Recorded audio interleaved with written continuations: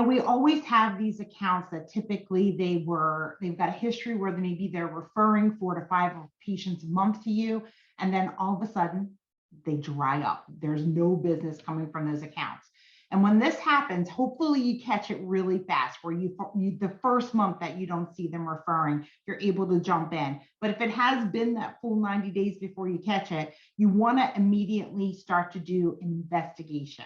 So typically one of the first things I love to do is just to ask everybody in my office, start with my nurse managers. Was there any complaints that came in that maybe were tied to patients that came from that account?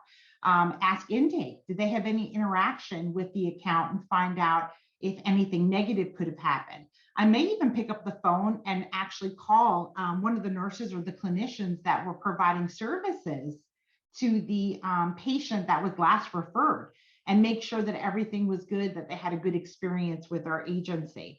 Once I'm done my internal investigation, again, talking to intake, talking to the clinical leadership, looking at that complaint log, and speaking to the clinicians that serviced the last 2 or 3 referrals that came from there, I would then take the steps of going over and meeting directly with the account and meet with my contacts there and ask them, hey, I just spoke to some of the patients. It seems like things went really well with the last several referrals, and yet I haven't gotten any over the last 90 days. And then be as quiet as a church mouse and wait to see what is their response, right? Find out what is actually the reason that they haven't referred. But do your homework first, because you don't want to get caught surprised or not knowing that there was a customer service failure. If you do learn when you're doing your investigation that a customer service failure did occur, make sure that you then take the next steps to identify how can you make sure that that's not going to happen again.